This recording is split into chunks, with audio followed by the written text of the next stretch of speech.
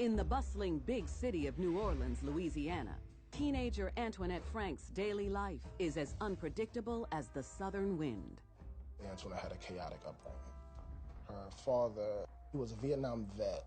Due to that, he had some PTSD issues. Get down, get down, get down! Although he seeks treatment, Antoinette, her big brother, and their mom never know when he'll randomly wake screaming or become physically abusive for no reason. Get back, get back. Post-traumatic stress disorder, or PTSD as it's known, is a very serious psychological issue. The symptoms include nightmares, flashbacks, and sometimes violent outbursts. She does her best to stay out of her father's way and under the radar. Coming from that type of chaotic background, it's very difficult to develop healthy interpersonal relationships because they don't trust anybody. Antoinette did not spend time with a whole lot of people. She was a relatively quiet kind of person. All Antoinette can do is hope and pray that someday she'll find a way out of this nightmare. Then one afternoon at school, she learns about the New Orleans Police Department's youth program. The 16-year-old jumps at the chance to join. And as we know with law enforcement, it is about rules and regulation and order. And therefore, by going into law enforcement, she can begin to get that structure that was missing in her early life. The young teen falls in love with the idea of working as a cop. She wanted to help and protect people because her life experience was so bad and negative. She can't wait for the day she's old enough to serve and protect. Finally, at 22 years old, her big day arrives. Antoinette graduates the police academy. Officially a New Orleans police officer, she's assigned to one of the largest districts in New Orleans East. It's a dream come true, rescuing people in trouble. 625 en route. She was a patrolman. She did not have a partner. She was in a car by herself. Her only problem is paying the rent. The police force didn't make a whole lot of money, so police officers would often do security details at restaurants. And Antoinette's no different. Her part-time gig is at a Vietnamese place 2 miles from the department, owned by the Vus, and she quickly becomes one of the family. The Vus were caring and giving, and they pretty much treated Antoinette the same way. And the restaurant was in need of security. A lot of immigrant people don't trust banks, and so they pay everything in cash. So there was a good bit of cash at the restaurant. For 2 years, the new recruit keeps her head down, focusing on her 2 jobs. Then, a chance meeting while on patrol changes her entire world. One day, Antoinette's dispatched to the hospital to get a statement from a man who was shot by an unknown gunman, Rogers Lacaze. Can you tell me what happened? But she soon learns that this is no ordinary victim. Rogers was straight up gangster. He wanted to lead the thug life, and that's the kind of life he led. He was 18 at the time, and he was already involved in a lot of criminal activity in New Orleans. He was definitely involved in drugs. Rogers had some history of arrests for assault. But as the two talk, the normally tough-edged Rogers opens up to the pretty patrol officer. He tells her that he never graduated high school, lives with his older brother, and has no choice but to work the streets to get by. Antoinette can't help but feel bad for the teenager. She relates to his hard upbringing, and his story pulls at her heartstrings. Antoinette seemed to develop a real interest in him. She may have seen this young man who obviously had somewhat of a troubled past, and she wanted to try and be a good influence on him. He was a skinny, scrawny little guy, but she was attracted to him. Days after their first meeting, she still can't get Rogers out of her mind. When he's released from the hospital, the young officer finds herself visiting him frequently. Even though she knew it was wrong, she wanted to preserve the relationship. She was so enthralled with Rogers, so much under his spell. As she falls for this suave criminal, her passion borders on obsession. He's given her the attention that she wants. So she doesn't want to lose that, so she starts going along with anything he wants to do. She was buying things for him. She did buy him clothes, and she bought him a cell phone. He was riding around in her police car. He was going on calls with her. If anyone questions his presence, Antoinette's quick with an answer. She would introduce Rogers to people as a trainee. She also introduced him as her nephew. That's my nephew. She was in love with him. Now, Rogers, I think he may have just been using her so that he could basically do whatever he wanted in the city, and he had a police officer who's gonna have his back. Now that she's got the badge and the man, life couldn't be better until her boyfriend puts her loyalty to the test. A few months into her relationship with Rogers, after finishing her security detail at the Vu's Vietnamese restaurant, Antoinette heads to his apartment as usual. But when she gets there, she can see the teenager has something on his mind. He asks her how much money she thinks the Vu family has. Somehow, Rogers got it in his mind that the Vus had money. And so he became obsessed with getting that money. Rogers says he wants to rob the Vu's restaurant. I think we should just go in there and rob the place. What? But he'll need his girl by his side. She's familiar with the restaurant and how it operates. She knew, apparently, where the hiding place was for the cash. As a police officer, Antoinette's conflicted by the mere thought of being involved in a crime. Her job is to protect and serve. Trust me, I got you. She had already put her career on the line, getting involved with someone who had a shady, perhaps a criminal past. But she also knew that he was going to commit this crime anyway, and so she wanted to perhaps not only save the relationship, but save him from going to jail. Not ready to lose him, she makes a deadly decision. Let's do it. 1 week after the young criminal convinces his cop girlfriend to help with the robbery, the unlikely pair put their plan in motion. Around midnight, the two head to the restaurant in her off-duty car. They grab a table to scope out the place. Working the night shift are 4 siblings from the Vu family who own the restaurant. And tonight's security is being handled by a fellow off-duty police officer, 25-year-old Ronald Williams. I don't think that he and Antoinette were ever partners, but they certainly knew each other from working details at the restaurant. Rogers and Antoinette sat at the table for a while. They ordered. She and Rogers started eating, but then Rogers did not like the food, and so they left. There were words exchanged about who was going to work the detail the next night, and Antoinette was told that her services were not needed, and she was not happy about that. The couple takes off, and 5 minutes later they pull right back up to the front of the restaurant. Armed with her service revolver, she slowly walks up to the door, while her boyfriend anxiously waits in the car with a 9mm.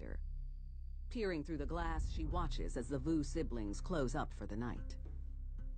The 2 older Vus, they were in the front of the restaurant. She spies the oldest sister, Khan, counting the money, while the other brother, Pin, talks with Officer Williams. The 2 younger ones were already in the kitchen cleaning up. 17-year-old Kwang and his 24-year-old sister, Ha, are completely unaware of the nightmare to come. Antoinette was casing this restaurant and obviously was identifiable to the people who are inside. Suddenly, Khan sees Officer Frank is back and gets a bad feeling. She grabs the cash and disappears into the kitchen.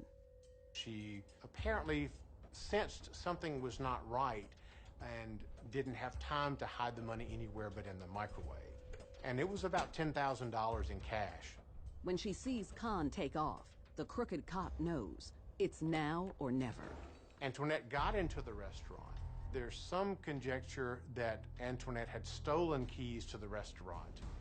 Keeping her gun in her pocket, she rushes past Officer Williams and pushes Khan and Pin into the kitchen, where their younger siblings, Kwang and Ha, are cleaning. Before Officer Williams can figure out what's going on, Rogers enters and points a 9mm at the back of his head. That's when Rogers shot him through the neck. Then the teenager fires 2 more times into his head and back, ending the young officer's life. As the shots ring out through the restaurant, Antoinette races towards the front to make sure her man is okay. Left alone, the younger Vus are confused as Khan and Pin immediately scatter, looking for a hiding place. They became afraid after they heard a gunshot, and they went into a cooler in the back of the restaurant to hide. When Antoinette sees that Rogers is good, the couple heads back to the kitchen and finds Khan and Pin are gone. So she rounds up the other 2 Vu siblings. The younger brother and sister had no idea what was going on. With no time to waste, Rogers starts ransacking the kitchen, looking everywhere for the cash. Khan and Pin, they're waiting in the refrigerated compartment. They can see what's going on.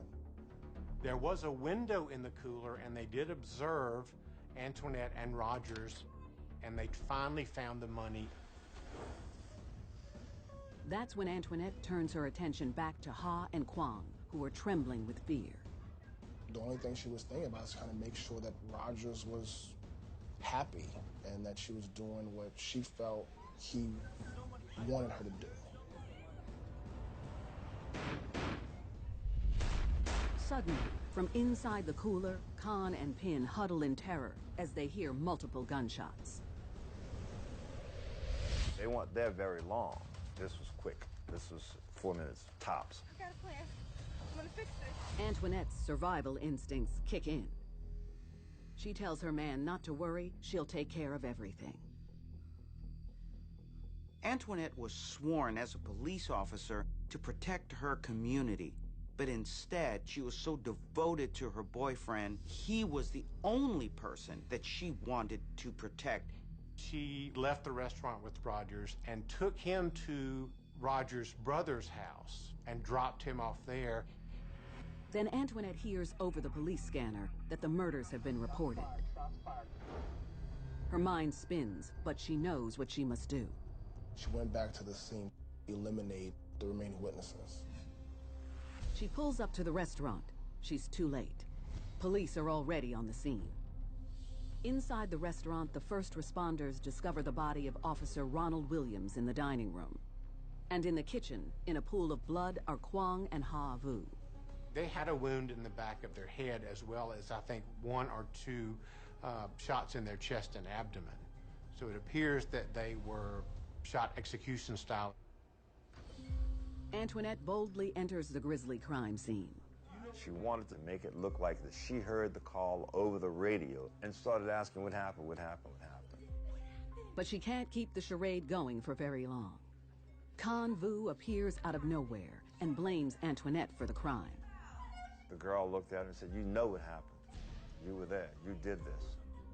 Khan speaks up to tell them that Antoinette was the actual perpetrator of the crimes.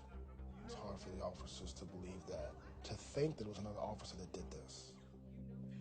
But with an eyewitness fingering their fellow officer as the perp, they have no choice. They arrest Antoinette for murder. Are you okay? Are you hurt? She was brought in for questioning, and that's how they came across Roger Lacaze's name. Antoinette put it all on Rogers. She even said that her life was threatened if she didn't go along with this crime. She admits being at the restaurant with Rogers when he suddenly started shooting and demanding money. She went up to the 2 older Vus and wanted to talk to them, and then Rogers came in and did the shooting of the police officer. Then Rogers made her shoot the 2 other Vus. That's what her statement was. I did it, but Rogers made me do it. I was afraid that he was going to kill me. Her fellow police officers are skeptical. She had a .38 revolver with her. She could have shot him had she wanted to stop this carnage. She's supposed to be sworn to protect the people. She's supposed to protect this restaurant. Meanwhile, investigators track down Rogers at his brother's apartment and bring him in. The young criminal doesn't waste time. He throws his girl right under the bus. Roger's story is basically that Antoinette killed them.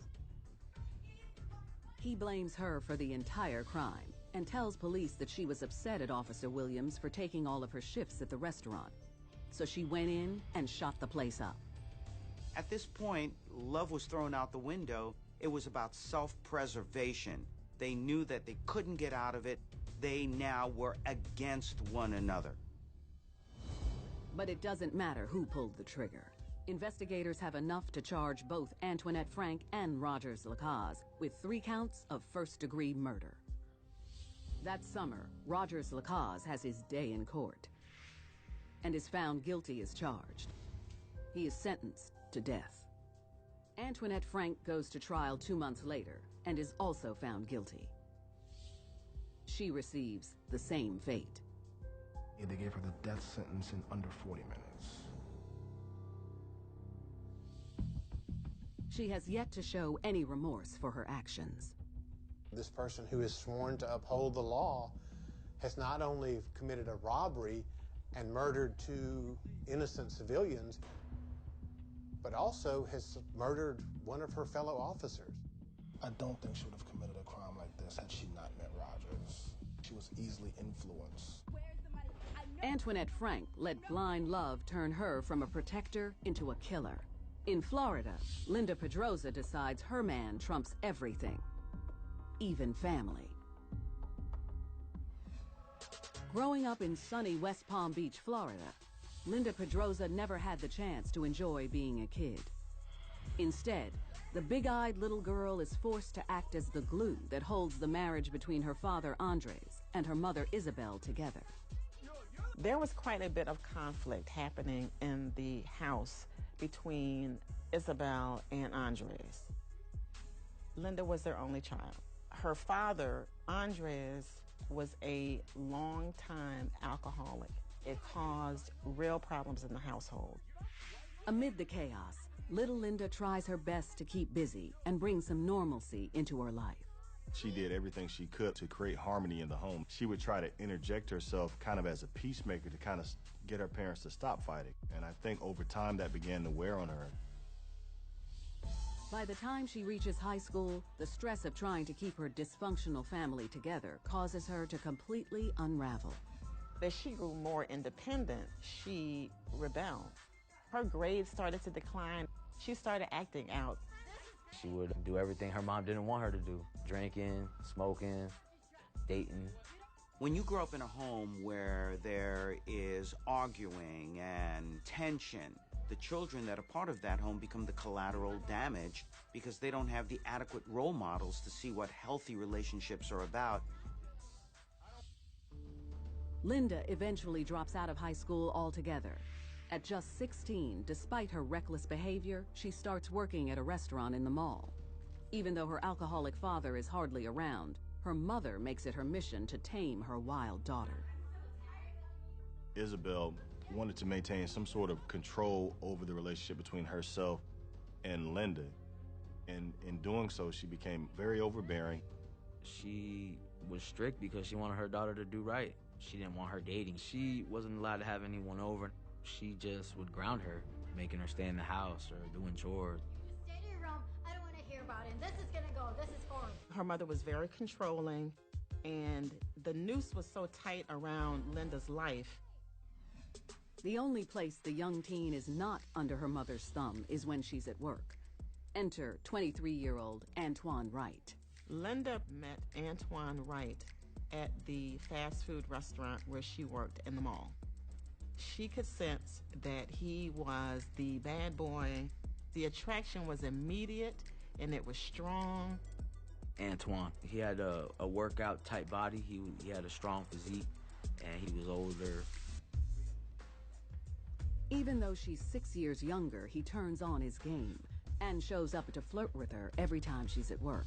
Antoine certainly had a moxie about himself. Some people would refer to it as a swag, and it was something that was toxic. It was very attractive to Linda. The two of them spend hours together after her shift, just talking. She confides in him about how harsh her mother is, and he opens up to her about his past.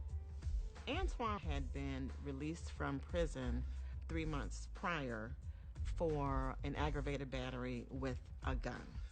But he downplays the charges. I think his background didn't really mean much to her. If he was a criminal or not, I feel like that would have drawn her more to him, actually. I mean, she would have felt like, oh, he's a thug, so he can protect me. And there's something else that draws her to this bad boy. She knew that her mom would not approve of Antoine. So here is somebody that she could really, shall we say, stick it to her mom by dating.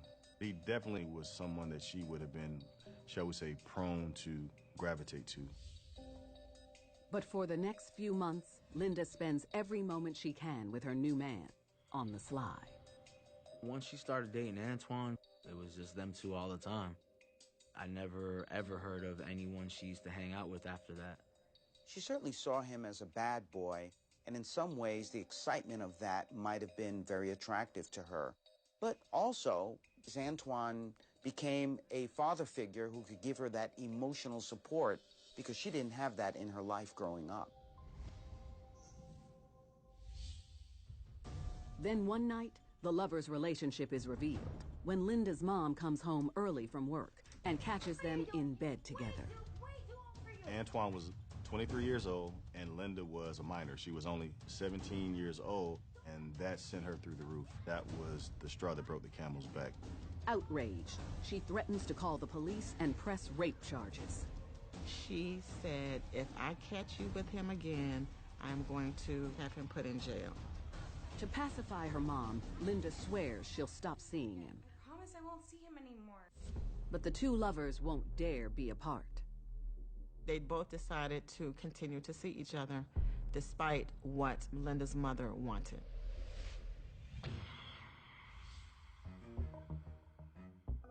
Just as Isabel has her hands full with her rebellious teenage daughter, one night Andres shows up demanding money. He wanted to go out and drink, and he wanted his wife, Isabel, to give him the money. And she's like, no. When he starts to get violent, Isabel decides enough is enough. And she ended up calling the police, and he was arrested. With her husband behind bars, a few days later she returns her focus to Linda and learns some disturbing news. Antoine is still in the picture. Neighbors or friends of her mom's would see her out and about, maybe drive by the house or something and see what's going on, and they would tell her mom. She knew that Linda was lying to her. The relationship was really troubled. It really was. And it did not get any better. The more Linda's mother clamped down on her, the closer she got to Antoine. Soon Linda and Antoine grow tired of sneaking around. They were committed. They loved each other. The only thing standing in the way was Isabel Pedroza. One night, the forbidden couple are stealing some alone time while her mom is at work, when Antoine brings up a solution to their problem. He said, yo, we gotta get rid of your mom. You know what I'm talking about. Because that's the only way we're gonna be together. At first, Linda is stunned. She tells him to be patient. Soon she'll be 18 and they can run away together. I'll be behind bars before you're 18. But he insists that Isabel will only send the police after him and he'll end up back in prison. Once he put in her mind that this is the plan, this is going to be the course of action that we're going to take, she is going to simply follow that, no matter what. We have to. The teen looks deep in her lover's eyes and agrees to help him kill her mother. Linda had never been in a relationship like this before, and she was really afraid of losing him. And even though she perceived her mother as keeping them apart, I believe that was part of the fuel to now add to this forbidden love. Together, the couple comes up with what they believe is a foolproof way to get away with murder. 2 weeks later, the young lovers pick a hot summer night to do the deed. While at Linda's house, they anxiously wait for her mother to come home from work. Around 9 p.m., her car pulls up. And when she got home, they were ready for her. Linda was waiting in the living room, and Antoine was in the bedroom hiding with a frying pan. When her mom made her way to the bedroom, she walked into an ambush. She came in, hit her so hard on the back of her head that the handle popped off of the frying pan. Pan did not totally incapacitate her, and actually what Isabel tried to do was run back toward the door to flee. Antwon then grabbed her, threw her to the ground, held her down. At her boyfriend's command, Linda slides an extension cord out of Antwon's pocket and nervously slips it around her mother's neck. Antwon took one end, Linda took the other end. They wrapped it around the mother, and they pulled it tight. For her to get strangled while she's looking at her daughter, and her daughter just watching her die, it's got to be a feeling of betrayal, sadness. After just a few moments, Isabel takes her last breath.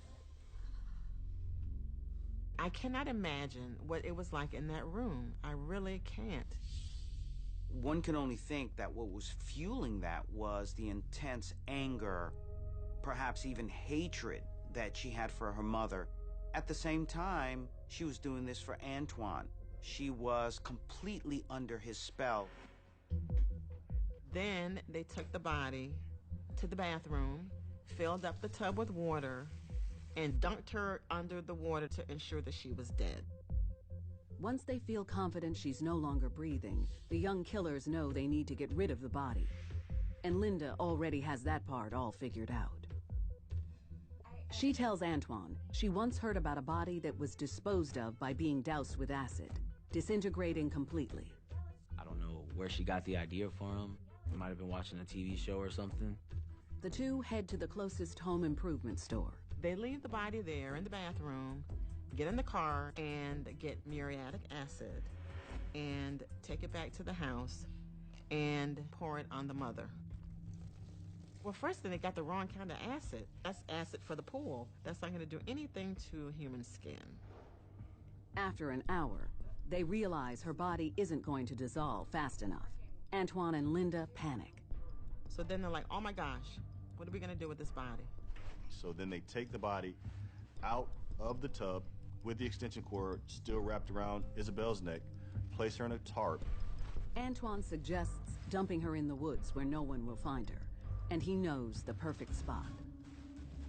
They put her body in the trunk of Isabel's own vehicle, and the two drive to an isolated rural area 20 miles north of Palm Beach. They pulled along the side of the roadway, and Antwon took the mother out of the car and carried her into the grassy area, I think about 50 or so feet, and dumped her. They didn't even think to bury the body. In fact, they left a large necklace on Isabel's neck as well as the extension cord. The partners in crime race back to clean up the house and get rid of any evidence. The only thing that they were thinking about was the freedom that they had to love one another and to be with one another now that the single biggest obstruction was gone. The first few days are almost like a dream for the young teen. Linda's father was in jail at the time. Now the mother's dead, so they have the house to themselves. They were living it up. They were having parties, drinking, and he actually moved into the house. Linda and Antwon are celebrating the freedom that they now believe that they have, and now they feel even closer together that they've shared this very horrific experience. Everything is going to plan until neighbors get curious about all the partying going down at the Pedroza house. I'm sure a lot of neighbors were asking where her mom was and why he was living in the house. I'm sure they were curious. But she figures out a solution for that, too. 3 days after the murder, Linda calls the police. Linda filed a missing persons report with the police. She said that they had had an argument, they had had conflict. We were arguing about me starting college in January, and then she brought up the subject of my dad and him being in jail, and she couldn't stand it anymore. And she's like, I'm just gonna leave. She suggests to the officer that her mom may have flown to Texas to stay with family. Police leave to begin their search for Isabel. When almost a week goes by with no word from authorities, the pair is elated. They thought they got off scot-free, and they were going to live their life. But then, a few days later, surveyors working along a wooded road make a gruesome discovery. Because of the heat and the length of time the body's been out there, she was unidentifiable. Since the body has no ID and is too decomposed to recognize, detectives scour all missing persons reports in the area and get a possible hit: Isabel Pedroza. When Linda filed the missing report, she provided photos to the officers. In the pictures, her mother was wearing the same jewelry that her body was found with. They officially confirm her identity through dental records. Antoine and Linda are shocked to hear on the news that the body's been found. The two immediately get their story straight, so when police come knocking, they're ready. When they came to the house to tell Linda about how they found her mom's body, she put on the waterworks. Apparently, she was an Oscar-winning actress. Linda acted very surprised to learn that her mother had been killed. She agrees to let the detective briefly search the home for any clues to her mother's murderer, but nothing catches his eye. The investigator was actually about to leave the home without a bit of suspicion when he heard a noise, and he said to Linda, "What was that?" And then out walks Antoine. And Antoine said, the landlord said it was okay that he stayed there with Linda while the mother was gone. And that was the first sort of, that the investigator had. The detective gets a strange vibe from Antoine, and Linda's boyfriend moving in while her mother is missing seems suspicious. He asks them to come down to the station for further questioning. Initially, the young lovers stay strong. Neither one of them gave any indication of anything other than what Linda had said, which was her mother left for Texas following an argument. That was their story, and they stuck to it. But after hours under the hot lights and learning of the horrific condition of her mother's body, Linda finally cracks.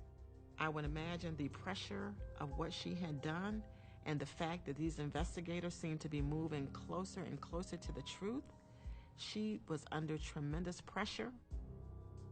And then she unfolded her story of what happened on that fateful day. But she has her own version of how it went down. She blamed everything on Antoine. She said that Antoine was the mastermind, and basically that Antoine made her kill her mom. Because he always kept telling me it wouldn't last if I waited. And I didn't want to lose him. I really love him. I swear I love him. I still love him right now. I really love Antoine. That's why I did it. That's why I love to do it. Meanwhile, in the other room, Antoine was not confessing. He was still saying, "I don't know what you're talking about." Linda and Antoine are both charged with first-degree murder. And when Antoine learns that his girl turned on him, and he's facing the death penalty, he decides to make his own deal. Antoine admitted that he played a role in killing Isabel, but Antoine said that it was in fact Linda who was the mastermind of the murder, and that he was simply following the wishes of his loved one. So they were both pointing fingers at each other. I guess love wasn't that strong. Antoine Wright pleads guilty to second-degree murder and conspiracy. He agrees to testify against Linda and is sentenced to 20 years in prison. His girlfriend follows suit when she's told the state plans on prosecuting her as an adult. Linda Pedroza pleads guilty to second-degree murder, conspiracy, and falsely reporting a crime. Because the state attorney's position was that Linda was most culpable for the murder of Isabel, she is actually sentenced to 40 years in prison. That was her mom. She also tried to cover it up and lie to investigators about the situation. Now, Linda has nothing but time to think about the damage she's done to her life, all thanks to the hold Antoine had over her.